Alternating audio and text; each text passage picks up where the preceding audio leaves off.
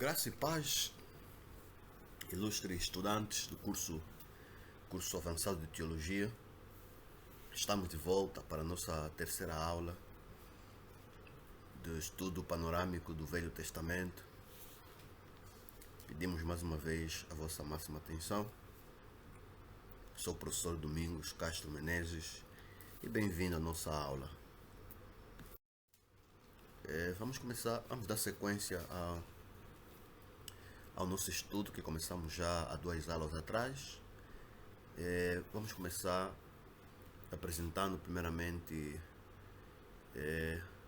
uma linha de tempo, né? Linha de tempo. Vamos começar falando sobre eventos no livro de Gênesis que não temos como datá-los, né? Que não temos como estabelecer data para esses eventos. Nós temos, por exemplo, a criação, né? O relato da criação de Gênesis 1, do capítulo 1 ao capítulo 2 de Gênesis. Nós não temos aí, não temos data. Temos também a queda no capítulo 3, também não temos como datar. Temos a história do dilúvio, também não temos como datar, bem como também a Torre de Babel, também não temos datas nesse evento. Já aqui nós temos agora alguns eventos, algumas situações que de facto temos datas, né? Temos, por exemplo, o período patriarcal, né? Que seja o período da existência dos patriarcas, né? Referimos mais ou menos do Gênesis capítulo 12 ao capítulo 50, bem como também o período descrito no livro de Jó. Estamos a falar cerca do ano 2000 a.C. Temos também a informação, as datas do Êxodo, né? A saída do povo de Israel da terra do Egito, que é datado entre os anos 1445 a 1290 a.C. Temos também a conquista de Josué, né? A conquista de Josué pelas terras é datado entre os anos 1400 a 1250 a.C. Ok? E depois nós temos aí o período da monarquia unida, né? No tempo em que o reino, a nação de Israel era um único reino, era uma única nação, um único povo, né? Nos referimos durante o reinado do rei Saul, rei Davi, até o rei Salomão, né? Que cerca do ano 1000 a.C. Okay? Depois nós temos a divisão do reino em 2 partes, né? O reino do norte, que ficou com as 10 tribos, que é Israel, e o reino do sul, que eram as restantes 2 tribos, né? O reino do norte era governado por Jeroboão I, e o reino do sul, né, Judá e Benjamim, era governado pelo filho de Salomão, Reoboão. Isso aconteceu, né, a divisão aconteceu no ano 922 a.C. Depois nós temos a queda de Samaria, né, quando o reino do norte caiu na mão dos assírios, né, isso aconteceu no ano 722 a.C. E temos também a queda de Judá, né, a queda do reino de Judá, o reino do sul, na mão dos babilônios, né, isso aconteceu em 586 a.C. Depois temos o decreto do rei Ciro, né, o rei persa. Isso aconteceu no ano 538 a.C. E temos aí o segundo templo, né, o templo de Esdras e Neemias, né, estamos a falar do ano 516 a.C. E finalmente temos aqui a data da conclusão do Antigo Testamento, né, isso com o livro de Malaquias, né, isso aconteceu no ano 430 a.C. Então essas datas são de extrema importância no nosso estudo, pois elas permitem nos situarmos no tempo, né? Enquanto estudarmos as escrituras sagradas, elas permitem nos situarmos, ok? Então, são datas a termos em consideração, visto que vão nos ajudar ao longo do nosso estudo do Velho Testamento. Ok, agora queremos destacar aqui os inimigos mais importantes do povo de Deus, né, do povo de Israel. E para facilitar aqui os irmãos a se situarem, né, apresento aqui os mapas, né, com a localização geográfica, né, desses povos da antiguidade. Nós temos o Egito, né, que era o vizinho aqui na parte sul. Canaã, que ocupava de facto o território que depois o povo de Israel ocupou, né, tanto Judá, né, as terras de Judá, tudo isso eram terras dos cananeus, né. Os filisteus, né, também estão aqui estamos aqui próximo do Egito, né, que hoje são os palestinianos, né. Os filisteus, temos a Síria, que está mais a norte. Está mais a norte, temos aqui ao nordeste, né? Temos também a Assíria, que tinha como capital Nínive, podemos ver aqui no outro mapa, né, que está próximo de Babilônia, né? Nínive era a capital do Império Assírio, né? Próximo aqui do Rio Tigre. Temos também a Babilônia, né, que hoje é o atual Iraque, né? A Pérsia, temos aqui nesse outro mapa, né? A Pérsia, Grécia, temos aí as ilhas gregas, vamos ver aqui no mapa 2, temos aqui Atenas, as ilhas da Grécia. E temos Roma, né? Temos Roma, que foi de facto o último império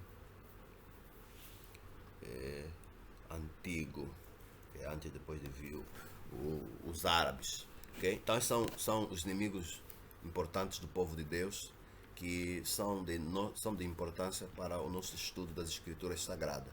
Egito, Canaã, Filisteia, Síria, Assíria, Babilônia, Pérsia, Grécia e Roma. Ok, temos aqui agora, destacamos aqui alguns reis, né, tomando em consideração a linhagem de tempo. Enquanto Israel esteve como um país unido, né, já apresentamos que tivemos, ao longo da monarquia unida, tivemos Saul, que foi o primeiro rei, que foi ele que estabeleceu, que inaugurou a monarquia. Depois foi sucedido por Davi, e Davi foi sucedido pelo seu filho Salomão. Então, depois de Salomão, o reino foi dividido em duas partes: Reino do Norte, que ficou com o nome de Israel, e o Reino do Sul, que tomou o nome de Judá. No Reino do Norte, tivemos apenas 4 reis, né? O primeiro, que é o Jeroboão, foi o primeiro rei, né? Ele que levou o povo à idolatria. Depois sucedeu Acabe, que também foi pior, né? Foi também um mau rei, né? Que levou o povo a adorar Baal. Depois temos Jeroboão II. E finalmente temos o rei Oseias, que foi o rei que foi invadido pelo exército assírio, né? Quando aconteceu, né, o exílio, né? Quando foram exilados pela Síria e foram dispersos.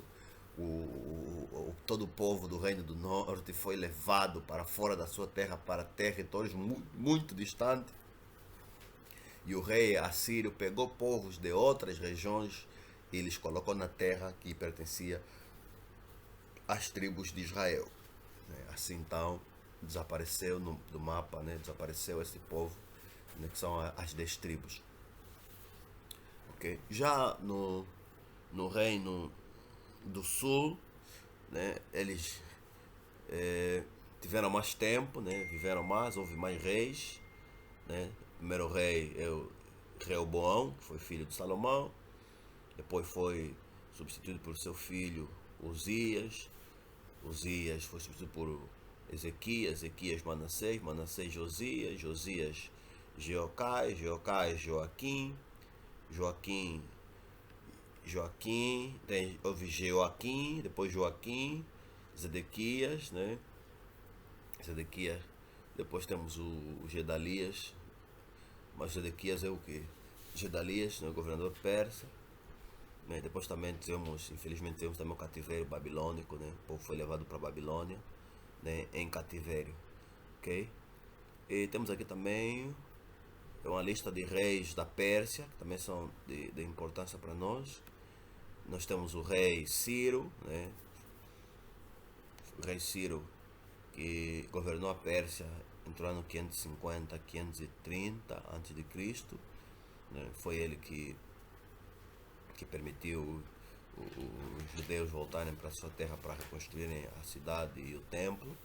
Nós temos também o rei Cambises, né, que governou entre 530 a 522 a.C. Temos o rei Dário, Dário I, 522 a 486 a.C. Temos o rei também Xerxes, Xerxes I, né, 486 a 465 a.C. E finalmente temos o Artaxerxes I, que governou entre o ano 465 a 424 a.C. Depois, irmãos, podem ver, dar uma olhada, de ver a lista completa dos reis de Judá e de Israel, bem como da Síria, da Babilônia, da Pérsia e da Grécia, né, no final dos livros de primeiro e segundo livro de reis, ok? Então, essas são a informação que queríamos destacar aqui neste slide. Sendo assim, estamos prontos para fazermos uma introdução ao nosso primeiro livro da nossa Bíblia, que é o livro de Gênesis. Na Bíblia hebraica é chamado de o livro de Bereshit, né? Que é o princípio, ou no começo, ou por meio de começo. E assim nós encontramos na Bíblia hebraica, né? Ou nos textos massoréticos. Já na Septuaginta, né? A tradução da Bíblia hebraica para o grego, né? Esse livro aparece com o título de Gênesis, que significa princípio ou origem, né? Que foi de facto extraída no capítulo 2, versículo 4, a parte A. Okay? Na verdade, esse termo origem, né, ou princípio, é uma frase que delimita, né, que é uma frase delimitadora, né? Ou seja, nós encontramos várias vezes ao longo do livro de Gênesis, né, para unir biografias, né, biografias teológicas diferentes, que vamos ver, né, vamos ver nos slides a seguir. Né? Esse termo princípio aparece várias vezes aí, ligando frases, ligando ideias, ligando biografias teológicas, né, diferentes. Ok. Canonização, né? Quando encontramos esse livro no cânon, tanto da Bíblia hebraica quanto na tradução, né, da Septuaginta, né? O livro Bereshit, né, ou nosso Gênesis, ela faz parte da Torá, né? Faz parte da Torá, ou ensinos, ou lei, né? Aqui nos referimos à Bíblia hebraica, né? Já para a Septuaginta, né, de onde deriva o nosso Antigo Testamento, o Gênesis faz parte do Pentateuco, né, ou os 5 rolos, okay? Também é chamado, né, com os 5 livros de Moisés, né, em português, 5 livros de Moisés, ou também nós chamamos de o Pentateuco, né, o Pentateuco, os livros de Moisés, os 5 livros de Moisés, ok? Então aí nós encontramos o livro de Gênesis, ok? Bereshit, né? Está na lei, na Torá, né? Que é os ensinos na Bíblia hebraica, já na nossa Bíblia está no Pentateuco. Chamamos dos 5 livros de Moisés, ok? Muito bem. Quando falamos de Torá ou o Pentateuco, nos referimos de Gênesis a Deuteronômio. E lendo os livros de Gênesis a Deuteronômio, nós conseguimos ver claramente que é um relato contínuo, né? Um relato contínuo atribuído a Moisés a respeito da criação, né? Até a vida de Moisés. Okay? Quanto ao gênero do livro, né? Esse livro é fundamentalmente uma narrativa teológica, né? Onde Moisés nos apresenta, né, uma narrativa acerca de Deus e também uma narrativa histórica, porque nos apresenta fatos históricos. Mas além de narrativa teológica e histórica, também encontramos aí, né, algumas seções que são, por exemplo, poesia, por exemplo, o capítulo 2, versículo 23, o capítulo 4, versículo 23 também, que são poesia. Também encontramos profecias, por exemplo, no capítulo 3, versículo 15 e o capítulo 49, versículo 1 e seguintes, né? Okay? Então, essas são as exceções, né? Poesias e profecia, mas na sua maioria nos encontramos narrativas históricas, bem como teológicas também. Ok? Ok. A autoria do livro é... Lendo no livro de Gênesis em si, nós não encontramos aí a autoria, né?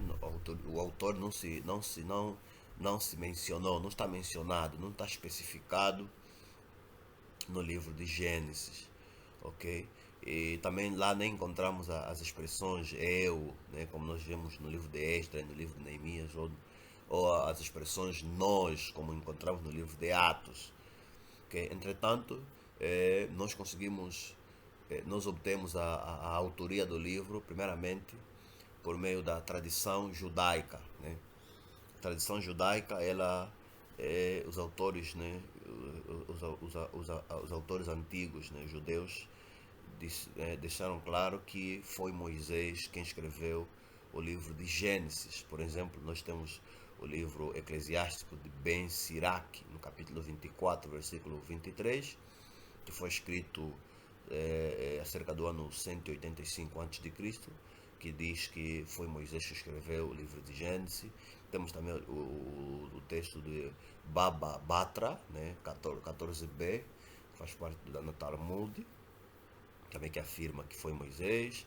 Temos também o filósofo judeu Filó de Alexandria, né? Também ele atestou que o livro foi escrito por Moisés. Temos o historiador judeu Flávio Josefo, também que viveu um pouquinho quase na época de Cristo, um pouco depois da época de Cristo, também atesta que foi Moisés que escreveu. Ok? Temos várias passagens mesmo, né, em outros livros mesmo, por exemplo, o livro de Êxodo, Número, de Deuteronômio, que nos mostra que Moisés de facto escreveu, né, registrou. Ok?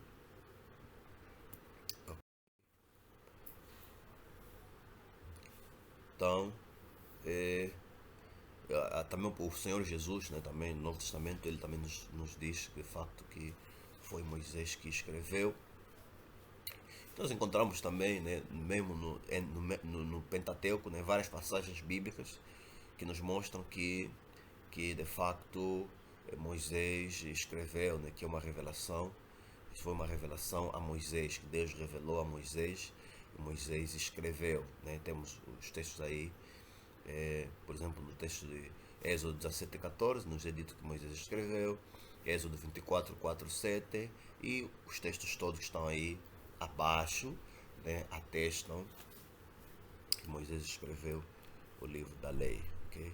Que entende-se por sendo todo o Pentateuco. Okay?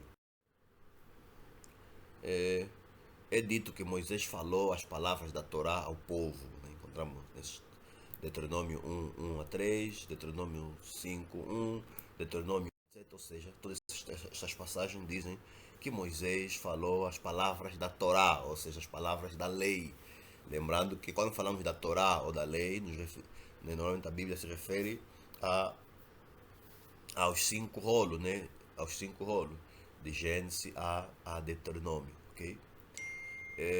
Autores do Antigo Testamento atribuem também atribuem a Torá, a lei, a Moisés. Por exemplo, nós encontramos em Josué 8:31, 2 Reis 14:6, Esdras 6:18, Neemias 8:1, 13:1 e 2 e, né, 2 Crônicas 25:4, 34:12, 35:12, Daniel 9:11, Malaquias 4:4. Todos esses textos nos ensinam que a lei foi escrita por Moisés.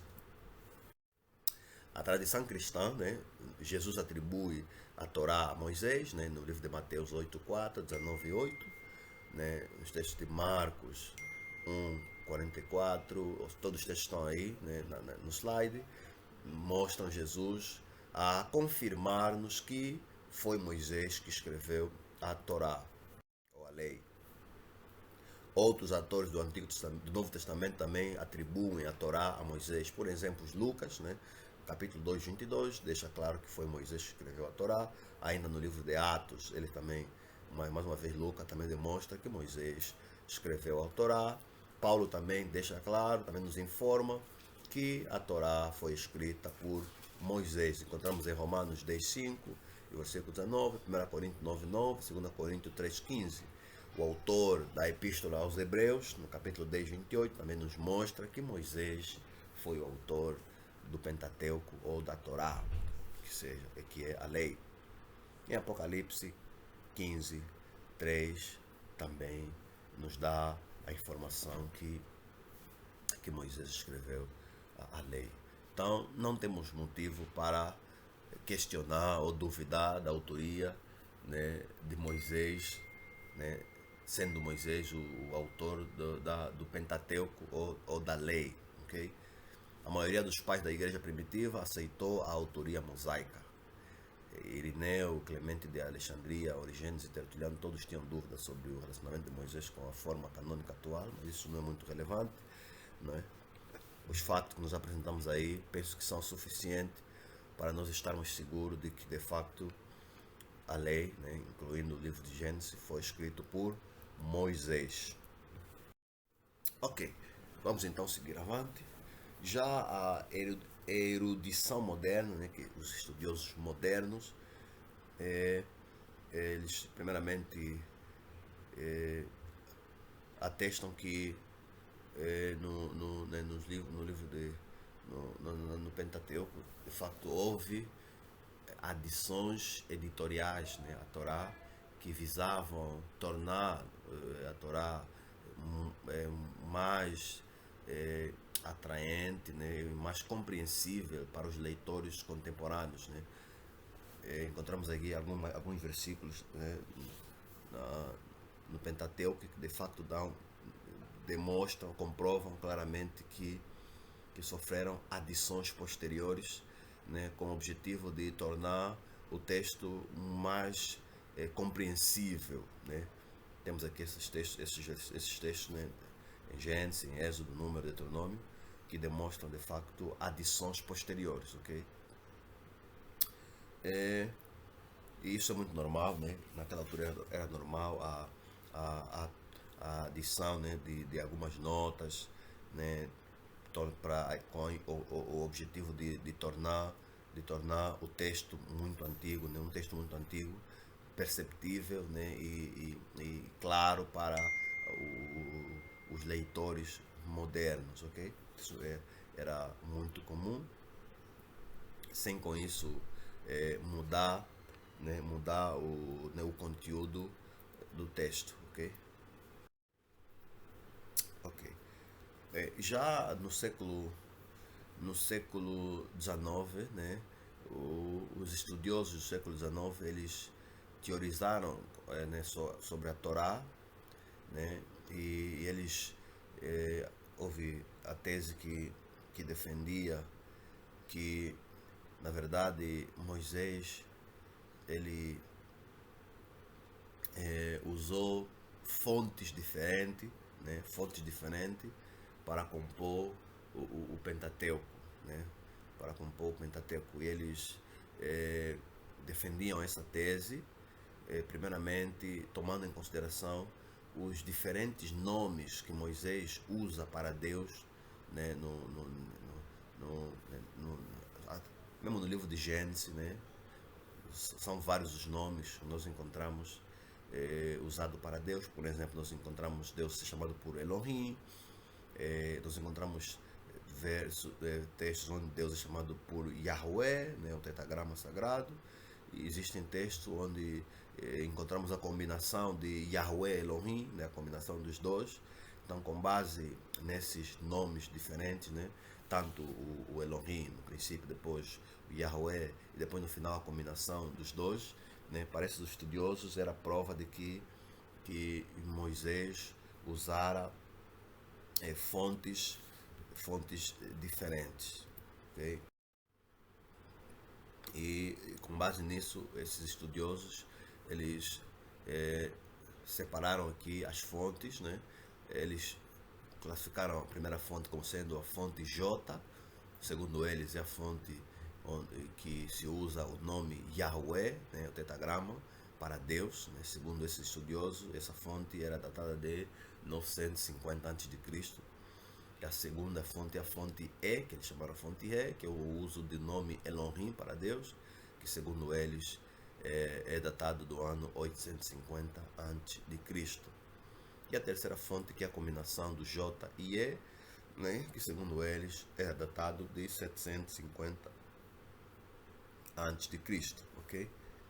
Depois temos, segundo eles, a fonte D, que é o livro da lei, que foi descoberto, né, no tempo de Josias, né, por Josias, segundo livro de Reis 22:8, né?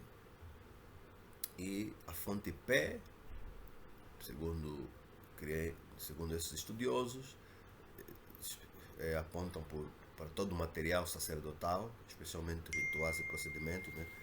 Todo o material que fala de procedimentos, rituais, segundo eles, é de uma fonte separada, que é a fonte P.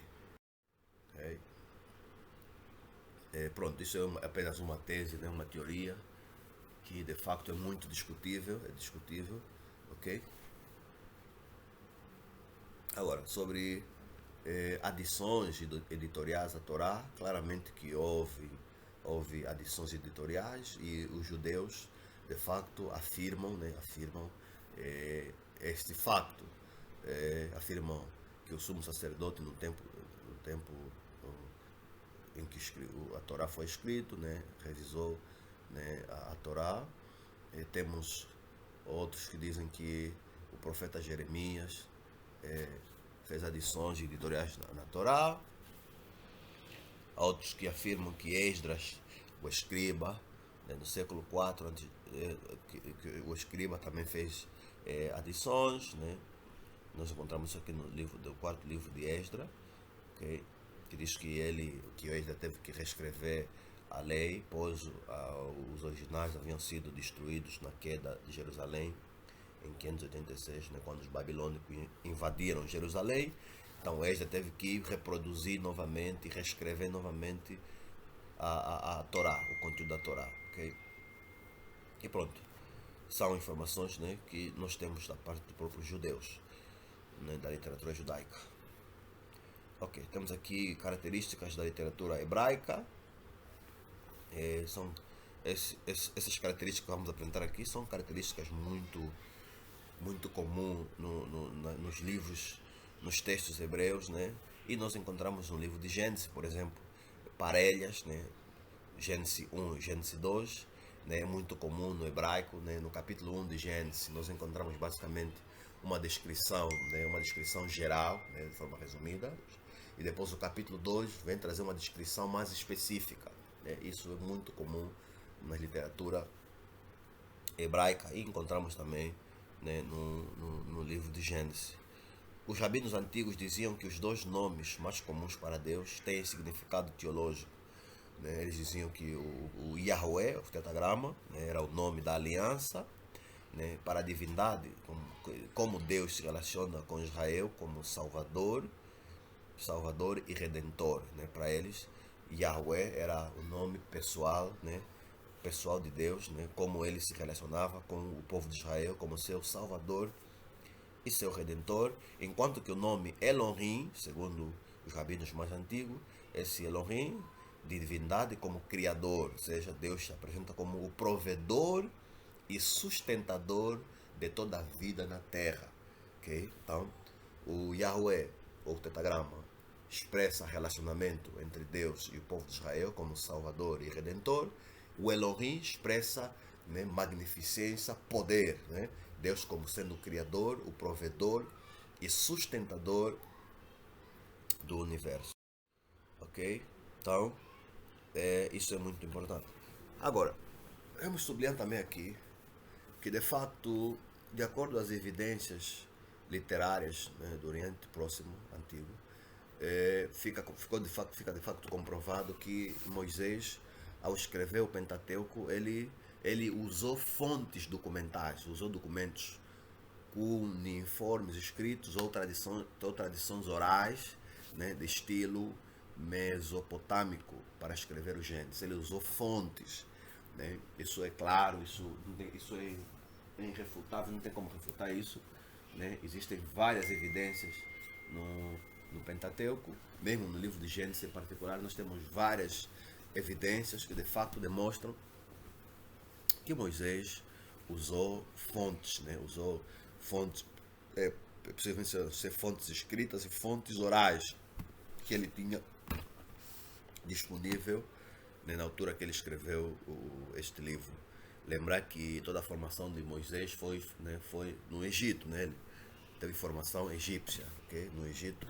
Então ele conhecia as literaturas, né, os livros do Egito antigo. Então não é nada extraordinário, né? Se ele ter usado fontes, né, literárias que ele tinha disponível naquela altura. Entretanto, o facto dele poder usar essas fontes, né, livros ou tradição oral, isso em nada belisca a inspiração, né, do livro de Gênesis, nada disso, né, e nada disso belisca, porque não reduz em nada, né, não reduz em nada a inspiração do texto, do texto que ele escreveu aqui, o texto de Gênesis em particular que estamos a abordar. A historicidade e confiabilidade, né, do Pentateuco de facto é certa, é confiável, né? Existem muitas evidências que de facto demonstram a confiabilidade do livro de Gênesis, não só do livro de Gênesis, mas de toda a Torá. Quanto à data em que este livro foi escrito, né? Gênesis cobre o período da criação do cosmos até a família de Abraão. É possível datar a vida de Abraão a partir de literaturas seculares do período. A data aproximada seria cerca de 2000 anos antes de Cristo, ou seja, o segundo milênio antes de Cristo. A base disso está primeiramente o pai, nesse caso o pai de Abraão, né, atuava como sacerdote para a família. O pai atuava como sacerdote para a família, né, como encontramos também no livro de Jó, por exemplo, né, onde Jó intercedia pelos seus filhos, pela sua família. Segundo, a vida nômada, seguindo manadas e rebanhos, né, encontramos Abraão, né, também encontramos isso em Jó. Migração de povos semíticos durante esse período, né? Então, isso nos dá de facto a ideia, né, basicamente, que o período que esse livro cobre deve ser cerca do ano 2000 a.C. Os eventos primitivos de Gênesis 1 ao capítulo 11 são eventos históricos verdadeiros, possivelmente drama histórico, mas que não podem ser datados pelo conhecimento atual. Quer dizer que essa data de 2000 a.C. é a partir da vida de Abraão. Vamos falar a partir do capítulo 12, onde a Bíblia apresenta-nos a história da vida de Abraão, mas do capítulo 1 ao capítulo 11 não temos como datá-los, não temos como, não é possível nós, de facto, termos datas exatas né, dos eventos que nos é descrito do capítulo 1 ao capítulo 11. Ok?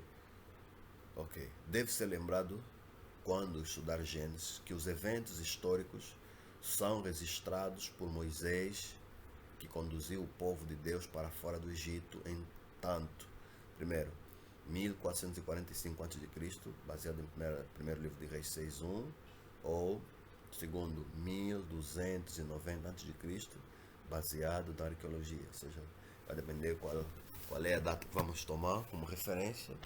Se a data é baseada no estudo arqueológico, 1290, que é a saída do povo de Israel do Egito, ou 1445, né, que é com base no primeiro livro de Reis 6.1. Portanto, ou pela tradição oral, fontes escritas desconhecidas, ou revelação divina direta, Moisés registra como tudo aconteceu e porquê. Né? Possivelmente ele usou as duas, né? Revelação divina, né? Deus revelando para Moisés, e também fontes escritas. Então, com base nessas duas fontes, a revelação e fontes escritas ou orais, Moisés registrou, né? Escreveu o livro de Gênesis. Ok? Fontes que concordam com o cenário histórico da criação. Nós temos outros livros da Bíblia que também falam da criação, por exemplo, o livro de Salmos 8, Salmos 19, Salmos 50 e o Salmos 104. Vocês vão poder depois dar uma olhada, estudar esses salmos, vão ver que são textos que são paralelos ao relato da criação. Temos também um outro livro que narra a história dos tempos de Abraão, que é o livro de Jó. Okay? Depois temos fontes, né, fontes arqueológicas seculares. Né? Por exemplo, nós temos o paralelo literário conhecido mais antigo do cenário cultural de Gênesis 1 a 11, que encontramos isso nos tabletes cuneiformes de Ebla, do norte da Síria, que foi escrito cerca do ano 1500 a.C., ok? Escrito em acádio. Sobre a criação, nós também temos o relato mesopotâmico mais próximo, né, que é o relato de Imuna Elish. Os irmãos, se quiserem consultar, tanto o Imuna Elish quanto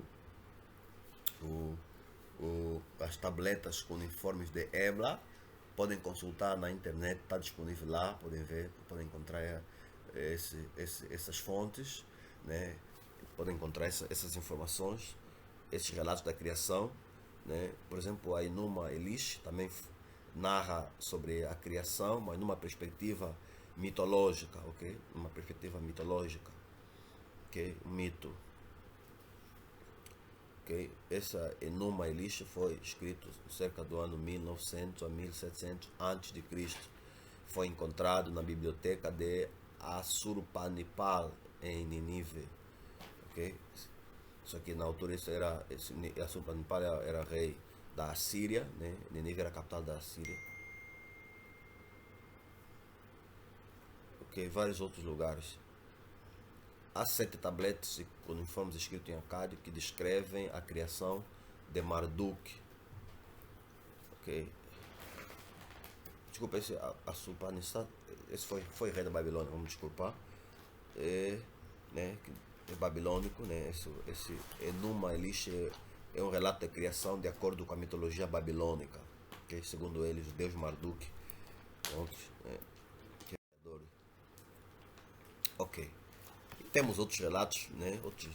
Outras fontes arqueológicas, fontes não bíblicas, né? Que também nos apresentam um relato da criação, mas numa perspectiva mitológica, ok?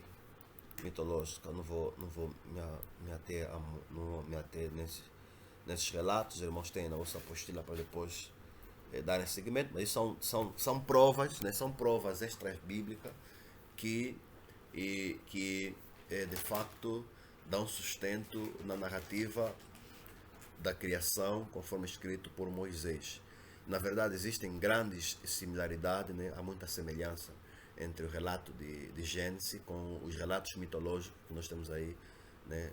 Tanto babilônicos, né? O relato babilônico da criação. Ok? temos também o relato sobre o dilúvio, que também temos na Bíblia o relato do dilúvio, no Gênesis, mas também temos esse relato, né, em outros livros, né, tipo, por exemplo, o épico de Atrahasis, também narra sobre o dilúvio. Temos também no épico de Gilgamesh, também fala do dilúvio, que foram escritos, são livros muito antigos, né, escritos entre 1900 a 1700 antes de Cristo. Okay? Então são fontes, né, extra-bíblicas, né, onde podemos encontrar informações que datam basicamente do mesmo período, né, dos registros, né, apresentados no livro de Gênesis. Okay? Outras fontes, né, que narram sobre o dilúvio, né, são fontes arqueológicas. Né? Ok, pronto. Por exemplo, no relato, temos aqui o relato babilônico, né, também falando do relato da criação, do dilúvio, né, de acordo com a mitologia babilônica.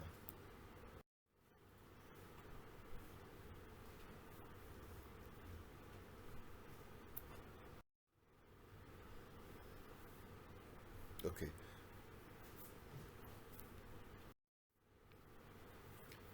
Temos aqui endereços para grupos evangélicos que fazem sobre estudos cosmológicos, né, cosmologia. Vamos até nisso. Vamos agora falar um pouquinho sobre a unidade literária do livro de Gênesis. Né? O livro de Gênesis, temos aqui um esboço do livro de Gênesis, com base no uso que Moisés faz da frase as gerações. Né? Essas são as gerações de, né? Que é o Toledot, que é as gerações de. Nós encontramos isso na primeira parte, encontramos no capítulo 1, versículo 1, e ao capítulo 2, versículo 3, né? A origem dos céus e da terra. Essas são as origens dos céus e da terra. Né? Encontramos a segunda parte, que é do capítulo 2, versículo 4, ao capítulo 4, versículo 26, onde encontramos, essas são as origens da humanidade. Depois encontramos outra seção do capítulo 5, versículo 1, ao capítulo 6, versículo 8, onde encontramos as gerações de Adão. Do capítulo 6, versículo 9 ao capítulo 9, versículo 17, nós encontramos, essas são as gerações de Noé. Isso de fato nos mostra que de fato ele usou fontes, né, para trazer essa informação. Nós temos aí do capítulo 10, versículo 1 ao capítulo 11, versículo 9, onde encontramos, essas são as gerações dos filhos de Noé. Capítulo 11, versículo 10 a 26, encontramos aí as gerações dos filhos de Sete. Capítulo 11, 27 a 25, 11, encontramos as gerações de Tera. 25, 12 a versículo 18, encontramos as gerações de Ismael. Capítulo 25, versículo 19 a 35, 29, encontramos as gerações de Isaac. Capítulo 36, versículo 1 a 8, encontramos gerações de Isaú. Capítulo 36, versículo 9 a 43, encontramos as gerações dos filhos de Isaú. 37, 1 até 50, 26, encontramos as gerações de Jacó. Okay? Então, de 1 a 11 tem um pano de fundo literário mesopotâmico, mas 12 tem uma impressão literária egípcia. Então, encontramos aqui, né, com essa expressão, as gerações de fato, Moisés nos apresenta relatos genealógicos, né? Que expressa, de fato, o uso de fontes, né? Pode ser fontes orais ou fontes escritas. Okay? Temos agora um outro esboço no livro de Gênesis ainda, né? Tomando em consideração o propósito, né? O propósito da escrita, né? Nós temos do capítulo 1 ao capítulo 2, nós encontramos aí a criação do homem e da mulher. Okay? Depois, do capítulo 3, versículo 1 ao capítulo 11, versículo 26, claramente, nessa sessão, Moisés nos fala sobre a humanidade, né?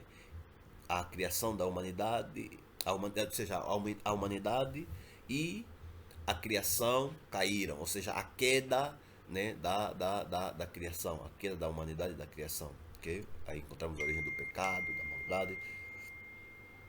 A terceira sessão começa do capítulo 3, versículo 15, vai até o capítulo 12, versículo 50, onde encontramos um homem para todos os homens. Né? Encontramos Abraão, no capítulo 12, versículo 1 a 3. Encontramos Isaac, no capítulo 24. Encontramos Jacó, no capítulo 27. Okay? E de Jacó nós encontramos a linhagem de Judá, que é a linhagem do Messias. Encontramos José, né, com a dupla herança no capítulo 37. Okay? Isso é do capítulo 37, versículo 1 até o capítulo 50, versículo 26. Então, essa é a divisão do livro de Gênesis, tomando em consideração propósito. Okay? Criação do homem e da mulher, a humanidade e a criação caem, né, a queda da humanidade, um homem para as nações, né, e depois que é a última parte. Ok, vamos agora nos cingir nas verdades principais que nós encontramos no livro de Gênesis. Okay? Há muitas verdades, mas nós aqui destacamos aquelas que são as verdades principais. Primeiro, nós encontramos a primeira verdade, como tudo começou. Né? Como tudo começou. E o livro de Gênesis, ela nos mostra que tudo, né, começou com Deus. Né? Do capítulo 1 ao capítulo 2, nós encontramos, de facto, a origem de tudo está em Deus. Né? No princípio criou Elohim, no princípio criou Deus. Então, Deus é a causa de toda a criação. Né? A visão da Bíblia, a visão do mundo da Bíblia não é politeísta, como é a visão dos pagãos, né, dos babilônicos, mas sim é uma visão monoteísta, de um único Deus, que é o Elohim, né, que causou, né, a criação. O livro de Gênesis não foca no como da criação, não. Ele não está interessado como é que a criação foi feita, não, mas sim quem é que criou, né? Quem é o autor, não como, mas sim quem é o autor, quem é. Ela foi totalmente única em sua época. A segunda, né, ainda nesse ponto sobre como tudo começou, também nos mostra que Deus quis comunhão, né? Ele nos mostra Deus havia atrás do homem, Adão. Né? A criação é somente um estágio para Deus ter comunhão com o homem. Okay? Ou seja, com isso vemos que não há hipótese, não há possibilidade, né, de entendermos o resto da Bíblia se não compreendermos a chave que nós encontramos em Gênesis capítulo 1 até o versículo 3 e o capítulo 12. De facto, encontramos aí a base, o fundamento de toda a Bíblia Sagrada. E a quarta nota ainda nesse ponto mesmo, que é sobre como tudo começou, temos aqui que o ser humano deve responder por fé ao que ele compreende da vontade de Deus. Né? Há necessidade do homem responder, né, com fé naquilo que ele de facto compreende acerca da vontade de Deus. Essa é a quarta nota que nós temos aí na linha A. A segunda verdade que nós observamos é por que é que o mundo é tão mal e injusto, né? Nós encontramos a resposta dessa questão no capítulo 3, né, que é por causa da queda. Né? Mas a própria Escritura, no capítulo 1, versículo 31, nos mostra que tudo que Deus fez era muito bom. Né? Mas o homem pecou no capítulo 3 e os resultados, né, terríveis do pecado, né, são, de facto, Caim mata Abel, a vingança de Lameque, maldade do homem, a embriaguez de Noé, a torre de Babel e o politeísmo de Ur. Né? Então, ou seja, a maldade e a injustiça que nós vemos no mundo são consequências do pecado. Né? O pecado. ok? A terceira verdade é como é que Deus vai consertar essa maldade que está no mundo, né? Ela então, né, Gênesis nos mostra no capítulo 3,15 que Deus enviará o Messias, né, para acabar com a maldade. Deus chama um para chamar a todos, né? Deus chama um, o Messias, para por meio do Messias chamar todos para ele.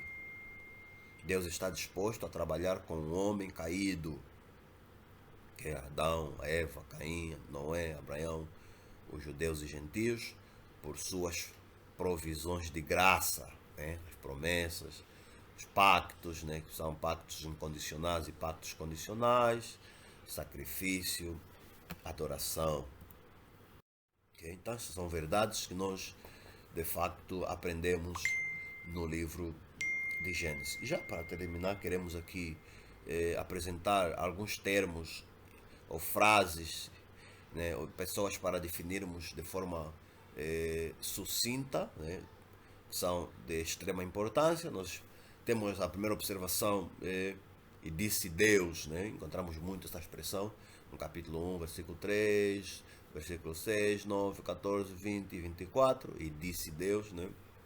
Aí nos mostra Deus de facto a exteriorizar, a lançar, a trazer para fora, né, o que ele decidiu fazer, o que ele decidiu trazer à existência, né? Temos aí vamos, né, ou façamos, né, façamos o homem conforme a nossa imagem e semelhança, né? Então aqui nos mostra Deus a exteriorizar, né, aquilo que é a decisão dele, né? Decisão dele, né? Aqui existem muitas teorias, né? Para os que defendem a Trindade, eles usam esse façamos como uma alusão à Trindade, né? À pluralidade da pessoa de Deus. Já os judeus, por exemplo, e também os unicista, unitarista, olham esse façamos, né, como uma alusão de Deus, de facto, apresenta, expressa para a sua corte angelical, né, aquilo que é o desejo dele de criar. Okay? A nossa imagem, nossa semelhança, né? Façamos uma nossa imagem, nossa semelhança, que mostra aqui que o ser humano, homem e mulher, foram criados à imagem e semelhança de Deus. Ou seja, o homem tem em si características que são semelhantes ao seu Criador. Ok? Por exemplo, o fato do homem ser moral, né? A moralidade, a personalidade, né? O homem tem uma personalidade, né? Ele é um ser, né, com capacidade para pensar, sentir, avaliar, né? E também a capacidade que Deus deu no homem para dominar a natureza, né? São elementos que expressam a semelhança de Deus que está presente no homem. Nós encontramos aí o termo nefilins, né? Que na terra havia nefilins, que é uma alusão a gigantes, né? Gigantes, aqui no texto de Gênesis 6,4, que é uma alusão aos gigantes, né? Que eram fruto da junção entre os filhos de Deus e os filhos dos homens, também aqui há uma grande disputa sobre essa junção, né? A tradição judaica crê que essa junção é entre os seres humanos com seres angelicais. Nesse casamento entre as filhas dos seres humanos com seres angelicais, então nasceram gigantes, que eram os nefilins. Já outros sustentam que era a junção entre os filhos de Caim com os descendentes de Sete, né? Ok. Mas, né, eu particularmente eu sou mais a favor da ideia judaica, né, que é de facto a junção entre os descendentes dos seres humanos com os descendentes de anjos, ok? E encontramos também no capítulo 6, versículo 18, no capítulo 9, versículo 9 a 17, a expressão aliança ou pacto, né, que é de facto concerto, né, concerto entre Deus e os seres humanos e os homens. Temos também aqui no capítulo 15, versículo 6, e creu ele no Senhor, no Yahweh, e foi-lhe imputado isso por justiça. Né? Abraão creu no Senhor e isso lhe foi creditado como justiça, que aqui vem a justiça que é pela fé, né? Que é por crer em Deus, crer não só na pessoa de Deus, mas também como em suas palavras, em suas promessas, estar seguro naquilo que são as promessas de Deus. Beneficência, né? Esse termo, que significa bondade, né? Bondade. Ídolos do lar, também encontramos essa expressão no capítulo 31, 19, versículo 30, 34, que se refere a ídolos familiares, né? Que eram ídolos, eram deuses de família, né? Eram ídolos de família. Adivinhação, né? Adivinhação, já conhecemos muito bem o que é isso, ok? Continuando agora com pessoas também que é importante nos identificar, nós temos aqui Sete, no capítulo 4, versículo 25, que é o terceiro filho de Adão e Eva, né? Que foi por meio dele que o nome do Senhor começou a ser adorado, ser exaltado, que é da semente, que foi ele que deu origem à geração dos benditos, dos tementes a Deus.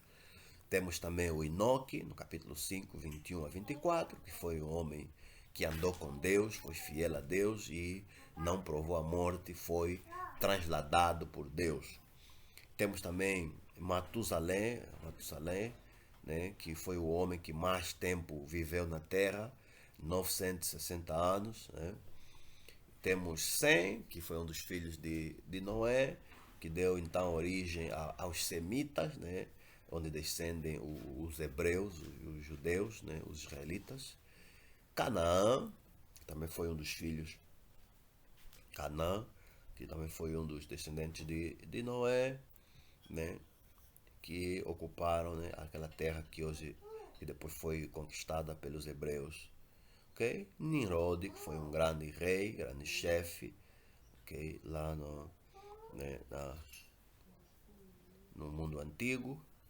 Foi ele que foi de facto o, o, que, o chefe, né, o autor da construção da Torre de Babel. Né? Terá, que é o pai de Abraão. Ló foi sobrinho de Abraão, filho do irmão de Abraão. Né? E nós temos Abraão, depois nós temos Abraão, já conhecemos todos, o famoso pai da fé, né? Ele que recebeu da parte de Deus a promessa, né? De, por meio dele, abençoar todas as nações da terra. E temos aí Melquisedeque, né? Foi uma personagem muito misteriosa, né? Foi rei em Salém, né? E também sacerdote do Deus vivo, segundo nos é informado pelo autor da carta aos Hebreus, né? Que é um sacerdote do tipo de Cristo. Ok. Ok. Locais do mapa, nós temos Agar, no capítulo 16, versículo 1, nos é informado que ela era egípcia, né? Mulher, a concubina de Abraão, era egípcia, quer dizer que ela era do Egito. Ismael, né, que foi o primeiro filho de Abraão, que ele teve com Agar, ok? Que depois deu origem aos ismaelitas, né, onde descendeu os árabes. Isaac, né, o filho da promessa, filho de Abraão com Sara, sua mulher legítima. Labão, né, temos aqui Labão,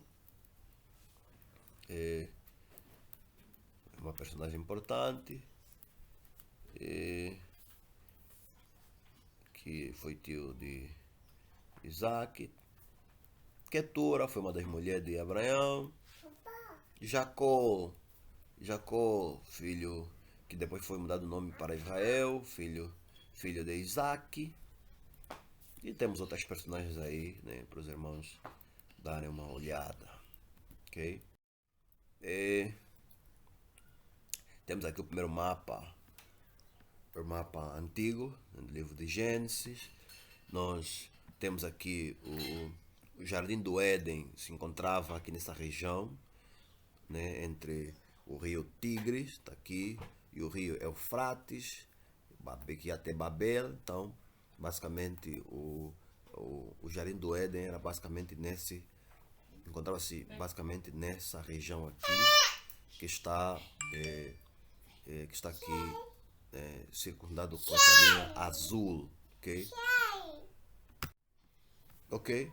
Como dizia, né, essa região aqui que está sublinhada, está delineada com essa linha azul, representa a região onde se encontrava o Jardim do Éden, né? Basicamente nesse espaço, ok? O Rio Tigre já está aqui, já está aqui, né?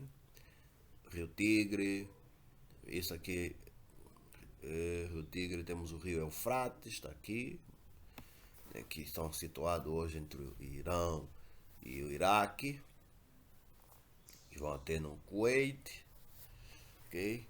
Temos as montanhas de Ararat, aqui não é possível ver, mas se situavam aqui estão situadas aqui entre a Turquia, a Síria e o Líbano. E Sinar, que não consigo ver nesse mapa. Babel, temos aqui, né, que é no Iraque.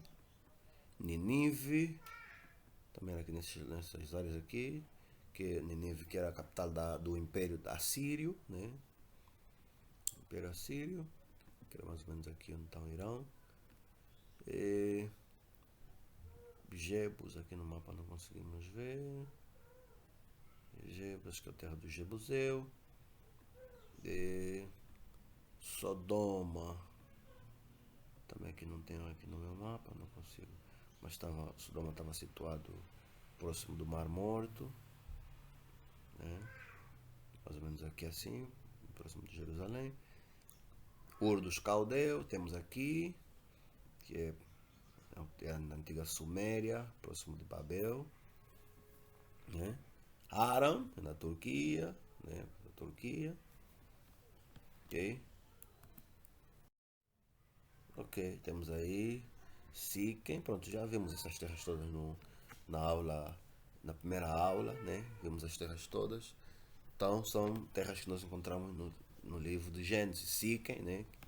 Que depois já tornou-se a primeira capital do Reino do Norte, né? Moabe, terra dos Moabitas. Betel, muito próximo de Jerusalém também. Amon, terra dos Amonitas. Negueb, Rio Jordão, Berseba. Pronto, todas essas terras que nós já falamos sobre eles na aula passada. Então, para a aula de hoje ficamos por aqui. Okay? Basicamente apresentamos uma introdução do livro de Gênesis, falamos sobre a origem do livro, o título, né, o canon desse livro, o autor e as divisões deste livro. Para qualquer dúvida, qualquer pergunta, não hesitem em enviar-nos as vossas questões. Que Deus em Cristo nos possa abençoar. Até a próxima aula.